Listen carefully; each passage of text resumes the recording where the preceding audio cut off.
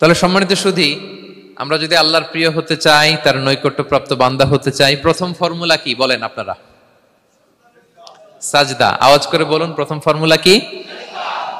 বেশি বেশি আল্লাহর সেজদা দিতে হবে, সেজদায় দীর্ঘক্ষণ পড়ে থাকতে হবে এবং সেজদায় দোয়াগুলো করতে হবে, মনের আকুতি মিনতি জ্বালা যন্ত্রণা এগুলো আল্লাহর কাছে উপস্থাপন করতে হবে। পারা যাবে তো ইনশাআল্লাহ? এই তো গেল কোরআনিক ফর্মুলা। কোরআন আমাদেরকে জানিয়েছে যদি আল্লাহর কাছে যেতে চাও সেজদা দাও। এবার আমরা একটু হাদিসের দিকে চোখ বুলাই যে হাদিস কি বলে। হাদিসে কুদসিতে এসেছে, আল্লাহ রাব্বুল ইজ্জা ওয়াল জালাল বলেন, ওয়া মা ইয়াজালু আবদি ইয়াতাকাররাবু ইলাইয়া বিন নওয়াফিল। আমার বান্দা যদি আমার কাছে আসতে চায় তাহলে সে যেন বেশি বেশি নফল ইবাদত করে। নফল ইবাদতের মধ্য দিয়ে সে আমার কাছে আসতে থাকে। যত বেশি নফল ইবাদত করবে আমার কাছে আসবে। হাত্তা উহিব্বাহু, এক পর্যায়ে এমন হবে যে আমি আল্লাহ তাকে ভালোবাসতে শুরু করে দিব। তার মর্তবা এত উপরে উঠে যাবে, কুনতু সামাআহুল্লাযী ইয়াসমাউ বিহা, তখন সে কান দিয়ে যখন শুনবে তার নিজ কানে শোনে না, সে আমি আল্লাহর কানে শোনে। হাত দিয়ে কিছু ধরলে সে আল্লাহর হাতে ধরে, চোখ দিয়ে দৃষ্টি করলে সে নিজ চোখে দেখে না, সে আল্লাহর চোখে দেখে। পড়েন সুবহানাল্লাহ। তাহলে কোরআন বলল সেজদা আর হাদিস বলল নফল ইবাদত। যে যত বেশি নফল করে সে আল্লাহর কাছে যায়, যে যত বেশি নফল ইবাদত করে সে আল্লাহর প্রিয় ভাজন হয়ে ওঠে, আল্লাহর নৈকট্যপ্রাপ্ত বান্দা হয়ে ওঠে। এবং হাদিসে এসছে, বিষ্ণু ইসা ইসলাম বলেন, আমাদের ফরজ নামাজে যদি কারো ঘাটতি হয়, আমাদের অনেকের এমন হবে যে ফরজ নামাজ পড়ে নাই অলসতা করে, তখন আল্লাহ ফেরেশতাদেরকে বলবেন কি অবস্থা আমার বান্দার? বলবে আল্লাহ অনেক ফরজ নামাজের তো ঘাটতি দেখা যাচ্ছে। তখন আল্লাহ বলবে উনদুরু হাল্লি আবদি মিন তাতাওয়ু, ফরজে যদি ঘাটতি থাকে দেখো তো আমার বান্দার কিছু নফল নামাজ আছে কিনা। ফেরেশতারা এবার খুঁজে দেখবে, হ্যাঁ এই বান্দার অনেক নফল নামাজ আছে। নামাজে ঘাটতি থাকলে নফল নামাজগুলো সেখানে সাবস্টিটিউট করে আল্লাহ তাআলা আমাদেরকে বাঁচাবেন। এজন্য আমরা যেন নফল করি। ফরজ তো করতেই হবে, এটা তো কম্পালসারি, অব্লিগেটরি, আল্লাহর মাইট থেকে বাঁচার জন্য করতেই হবে। কিন্তু আল্লাহর প্রিয় হইতে হইলে নফল ইবাদত করতে হবে। ওটাকে বলে অপশনাল, ওটা হচ্ছে ওভারটাইম। আপনারা ভালো বুঝবেন, এটা কি বলে? ওভারটাইম। ওভারটাইমের বেতন কিন্তু মূল বেতনেরও বেশি, বেসিকের চেয়ে বেশি। বেসিকে যদি পার আওয়ার 20 রিঙ্গিট হয়, তো ওভারটাইমে পার আওয়ার কত? 30 রিঙ্গিট, 40 রিঙ্গিট, ঠিক কিনা? তো এই জন্য নফলগুলোকে যেন আমরা ছোট মনে না করি প্রিয় ভাইরা। তাহলে আমরা ফর্মুলা পেয়ে গেলাম, আল্লাহ তাআলার প্রিয় হতে চাইলে দুটি কাজ, কোরআন বলে সেজদায় লুটিয়ে পড়ো, আর হাদিস বলে বেশি বেশি নফল ইবাদত করো। আমরা কি করতে পারি, কি কি নফল ইবাদত করে আল্লাহ তাআলার প্রিয় হতে পারি, আমি দুই একটি আপনাদের সাথে শেয়ার করবো ইনশাআল্লাহ। এক নাম্বার যে নফল ইবাদতটি করে আমরা আল্লাহ তাআলার প্রিয় হতে পারি সেটা হচ্ছে তিলাওয়াতুল কোরআন, আল্লাহর কোরআনের তেলাওয়াত। এটা আল্লাহর বাণী। কোরআন তেলাওয়াত মানে আল্লাহর সাথে কথা বলা।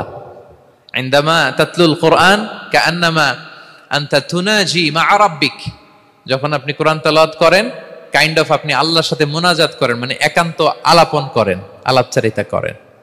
বিষ্ণু ইসলাম বলেছেন আফদলুল ইবাদাতি কিরাআতুল কোরআন, নফল ইবাদতের যত লিস্ট আছে এর মধ্যে সবচেয়ে শ্রেষ্ঠ হচ্ছে আল্লাহর কোরআন তেলাওয়াত করা।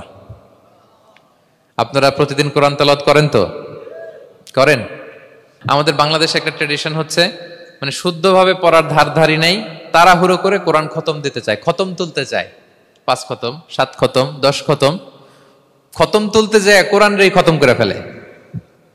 খতম তুলতে যায় কোরআন রে কি করে ফেলে? খতম করে ফেলে। না, এইভাবে করা যাবে না, ধীরস্থির ভাবে পড়বেন। আনাস রাদিয়াল্লাহু তাআলা আনহু বলতেন, রুব্বা কারি লিল কোরআন ওয়াল কোরআনু ইয়ালআনহু, কোরআনের অনেক তেলাওয়াতকারী আছে যারা সওয়াবের পরিবর্তে কোরআনের লানত পায়, কোরআন এদেরকে লানত করে। এর কারণ তাড়াহুড়ো করে পড়ে, এর কারণ ধীরস্থির ভাবে পড়ে না। আল্লাহ তাআলা বলছেন ওয়ারাত্তিলিল কোরআনা তারতিলা, তোমরা তারতিলের সাথে কোরআন পড়ো, ধীরস্থির ভাবে, বিশুদ্ধ ভাবে, তাহসিনের সাথে, তাজবিদের সাথে পড়ো। তারতিল মানে কি? আনাস রাদিয়াল্লাহু তাআলা আনহু বলেন বিষ্ণু সাল্লাল্লাহু আলাইহি ওয়াসাল্লামের কিরাআতের ব্যাপারে যে রাসূলুল্লাহ সাল্লাল্লাহু আলাইহি ওয়াসাল্লাম ইয়ামুদ্দু বিহা সাওতাহু মাদ্দান, তিনি যখন কিরাআত পড়তেন টেনে টেনে পড়তেন, তাড়াহুড়ো করে পড়তেন না। কিভাবে পড়তেন? টেনে টেনে পড়তেন। আম্মা জান উম্মে সালামা রাদিয়াল্লাহু তাআলা আনহা বলেন কানা ইউকাত্তিউ কিরাআতাহু আয়াতান আয়াতান, প্রতি আয়াত পড়ে থামতেন, তাড়াহুড়ো করতেন না। তাহলে বিষ্ণুনবী টেনে টেনে কোরআন পড়তেন, প্রতি আয়াত শেষে থামতেন, ধীরস্থির ভাবে। তাড়াহুড়ো করা যাবে, প্রতিটা আয়াত শেষে থামতে হবে। আলহামদুলিল্লাহি রাব্বিল আলামিন আর রহমানির রহিম মালিকি ইয়াউমিদ্দিন ইয়্যাকা না'বুদু ওয়া ইয়্যাকা নাস্তাঈন। টেনে টেনে বললাম, প্রতিটা আয়াত শেষেই থামলাম, ঠিক কিনা? ঠিক এভাবে বিষ্ণু ইসা ইসলাম তেলাওয়াত করতেন। এবং তিনি বলতেন, জাইয়িনুল কুরআন বিআসওয়াতিকুম, তোমরা সুন্দর কণ্ঠে, সুললিত কণ্ঠে সুর করে কোরআন পড়ো, সুন্দর করে পড়ো। অনেকে বলে, হুজুর আমার গলায় তো কোনো সুর নাই, আমি কি করব? প্রত্যেকের গলায় কিছু না কিছু সুর আছে। বাথরুমের ভিতরে ঢুকলে বোঝা যায়, যখন কাপড় কাচতেছেন আর গান গাইতেছেন মনের অজান্তে, তখন সুর চলে আসে। কোরআন পড়ার সময় সুর বেরোয় না, না? যার যেরকম সুর ওইটাই আপনি সুন্দর করে পড়বেন। আরব শায়েখরা যেই কণ্ঠে কোরআন পড়তেন ওই কণ্ঠে আপনি সুর করে তেলাওয়াত করবেন। এবং সহিহ বুখারীর বর্ণনা বিষ্ণু ইসলাম বলেছেন, লাইসা মিন্না মান লাম ইয়াতাগান্না বিল কোরআন, যে কোরআনকে গুনগুনিয়ে সুর করে পড়ে না সে আমার উম্মত নয়। এবার বলেন, কোরআনকে সুর করে ধীরস্থির ভাবে টেনে টেনে থেমে থেমে পড়ার দরকার আছে না নাই? এভাবে পড়বেন তো সবাই? তারতিলের সাথে কোরআন পড়তে হবে। বাসায়, গাড়িতে কোরআনের তেলাওয়াত ছেড়ে দিয়ে রাখবেন। ওয়া ইযা কুরিআল কুরআনু ফাসতামিউ লাহু ওয়া আনসিতু লাআল্লাকুম তুরহামুন, যখন কোরআনের তেলাওয়াত হয় চুপ থাকো, মনোযোগ দিয়ে শোনো, আল্লাহর রহমতের বারিধারা তোমার উপর নাজিল হতে থাকবে। বাসায় কোরআন ছেড়ে দিয়ে রাখবেন। বাসায় কি ছেড়ে দিয়ে রাখেন বলেন? হিন্দি গান, বাংলা গান, কি ছেড়ে দিয়ে রাখেন? লাউড স্পিকারে কোরআন ছেড়ে দিয়ে রাখবেন। গাড়ি চালাচ্ছেন, কোরআন ছেড়ে দিয়ে রাখবেন, রহমতের বারিধারা নাজিল হবে। আর তেলাওয়াত করার সময় তারতিলের সাথে, নাকি খতম উঠাইতে যায় কোরআনের খতম করে দিবেন? হ্যাঁ, না, ধীরস্থির ভাবে পড়তে হবে। তাড়াহুড়ো করে পড়লে আমরা শুনলাম আজকে কোরআন লানত দেয়। কি দেয় ভাই? এমনটা যেন না হয়। তাহলে নফল ইবাদতের লিস্টে আমরা প্রথমেই রাখবো কোরআন তেলাওয়াত। শাহরু রমাদান আল্লাযী উনজিলা ফীহিল কুরআন, এই মাসে কোরআন নাজিল হয়েছে। কোরআন নাজিলের মাসে আমরা যেন বেশি বেশি কোরআন তেলাওয়াত করি। প্রতিটা অক্ষরে 10টা নেকি। পৃথিবীর এমন কোন কিতাব নাই, এমন কি হাদিসের কিতাবও না, বিষ্ণুনবীর হাদিস পড়লেও এটা নাই, শুধু কোরআন, শুধু আল্লাহর বাণী, এক অক্ষরে 10 নেকি। বিষ্ণু ইসলাম বলেন সূরা বাকারার শুরুতে যে আলিফ লাম মিমের মধ্যে এই 3টা অক্ষর বললে যে 10টা নেকি হবে এমন না, বল আলিফু হারফুন ওয়া লামু হারফুন ওয়া মিমুন হারফুন। আলিফ বললে 10 নেকি, মিম বললে 10 নেকি, লাম বললে 10 নেকি, আলিফ লাম মিম বললে 10টা সওয়াব হয়ে যাবে। এই বরকতের কিতাবকে আমরা মসজিদের সেলফে রেখে দিছি। মাকড়সার বাসা, ধুলা বালি পড়ে আছে, এটা পড়ার সময় আমাদের হয় না। আমরা যেন কোরআন তেলাওয়াত করি প্রতিদিন। ফজরের পরে কোরআন তেলাওয়াত করতে হবে। ফজরের পরের মুমিনের ওয়াজিফা বা রুটিন হবে রিসাইটেশন অফ দ্য হোলি কোরআন। আপনারা পড়েন তো ফজরের পরে? হ্যাঁ, একজন বলছে ইনশাআল্লাহ, বাকিরা নাউজুবিল্লাহ। বাকিরা কি?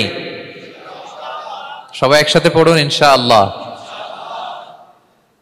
তাহলে নফল ইবাদতের 1 নম্বর লিস্ট হচ্ছে কোরআন তেলাওয়াত করা। আমরা বেশি বেশি যেন কোরআন তেলাওয়াত করি। আল্লাহ তাআলার প্রিয় হওয়ার যে পদ্ধতি, নফল ইবাদতের মধ্য দিয়ে আল্লাহ তাআলার প্রিয় ভাজন হওয়া যায়। এর 2 নম্বর তালিকা হচ্ছে আত-তাহাজ্জুদ বা কিয়ামুল লাইল, রাতের সালাত। কিসের সালাত? 2 রাকাত করে মাঝরাতে যে সালাতটা বিষ্ণু ইসলাম পড়তেন এটাকে বলে কিয়ামুল লাইল বা তাহাজ্জুদ।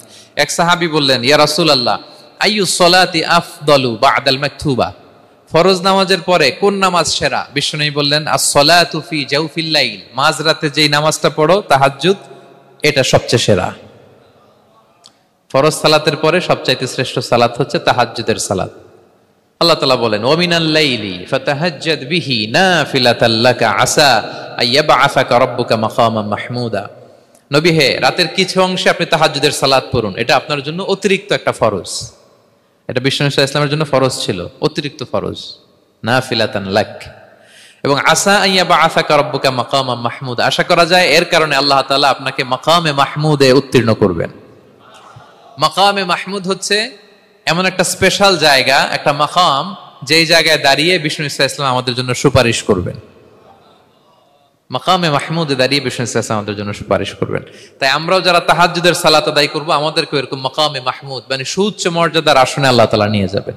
যারাই তাহাজ্জুদ পড়ে তাদের মর্যাদা বাড়িয়ে দেয় কে? এই নামাজটাকে আল্লাহ এত পছন্দ করেন কেন? এর কারণ, এটা এমন সময় পড়া হয় যে সময় দুনিয়ার সবাই ঘুমায়। দুনিয়ার সবাই কি করে? নিঝুম নিস্তব্ধ রাত, আপনি উঠে অজু করে নামাজ পড়তেছেন, তখন আপনি ঘুমান না, আপনি তখন আল্লাহর রঙে রঙিন হতে চান, কারণ আল্লাহও ঘুমায় না। সুবহানাল্লাহ পড়েন।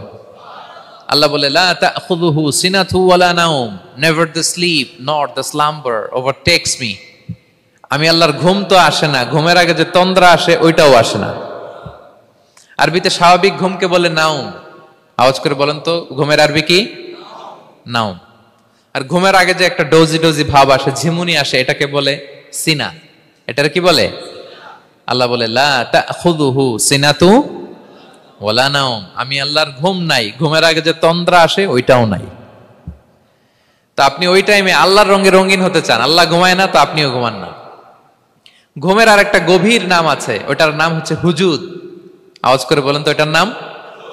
ওটা মাঝরাতে শেষ রাতে যে একটা গভীর ঘুম আসে এটার বলে হুজুদ।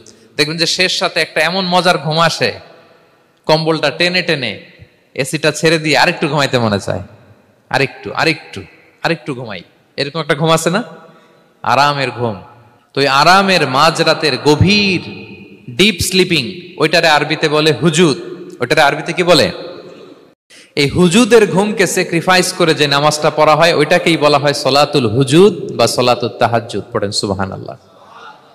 হুজুদকে স্যাক্রিফাইস করে আপনি নামাজ পড়েছেন, এজন্য এই নামাজটার নাম সলাতুল হুজুদ বা সলাতুত তাহাজ্জুদ। ওয়া মিনাল লাইলি ফাতাহাজ্জাদ বিহি নাফিলাতাল লাক আসা আইয়া বাআসাকা রাব্বুকা মাকামান মাহমুদা।